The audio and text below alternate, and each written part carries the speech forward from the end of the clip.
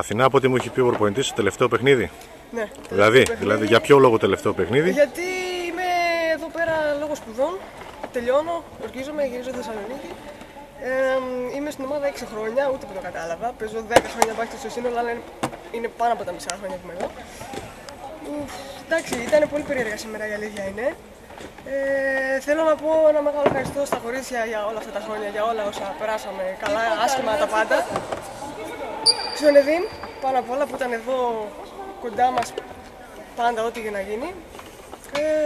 Εντάξει, αυτά πάνω κάτω. Περίεργα είναι, δεν ξέρω καν αν θα συνεχίσω να παίζω στη Θεσσαλονίκη. Οπότε ένας λόγος παραπάνω που σήμερα αισθάνομαι λίγο κάπως. Αυτά, μακάρι να μπορέσουν τα κορίτσια να ξανανεβούν του χρόνου, μακάρι να είναι ο κόσμος κοντά στην ασπίδα, όχι όπως φέτος, λίγο πιο καλά και πιο έτσι έντονα.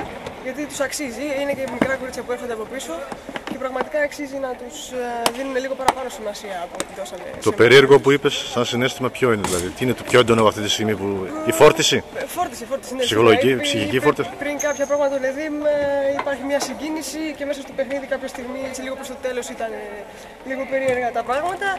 Εντάξει, ψυχολογικά περισσότερο, δεν είναι λίγα τα 6 χρόνια εδώ. Τα 6 χρόνια αυτά που πέρασαν και αυτός ο χρόνος εδώ πέρα που παίζεις μπάσκετ στα Α2 τώρα. Τι σου έχουν αφήσει και ποια είναι η στιγμή έτσι που μπορείς να πεις ήταν συγκλονιστική? Είτε είναι κακή είτε είναι κακή. Πολλά πράγματα ζήσαμε 6 χρόνια. Νομίζω το περσινό το καλοκαίρι που καταφέραμε να ανεβούμε στην Α2 μέσω του Μαράζ ήταν μία από τις πιο έντονες στιγμές. Και κάθε παιχνίδι φέτος που ήμασταν στην Α2 ήταν πολύ έντονο και το ευχαριστηθήκαμε. Αυτά. Ωραία. Τότε κάνετε. Τώρα και δεν μου αφήσετε πέφτω. Δεν τελείωσε ακόμα. Πείτε το δικά σας. Όλα υπέροχα. Ένα μεγάλο ευχαριστώ στα κορίτσια και στους προπονητές και όλους όσους ήταν μαζί μας είτε δεν ήτανε. Αυτά, τίποτα άλλο. 6 χρόνια υπέροχα. Έκανα να γελάσει. 6 χρόνια υπέροχα και σίγουρα ξέχαστα. Σε ευχαριστώ πάρα πολύ. Ευχαριστώ, κορίτσια.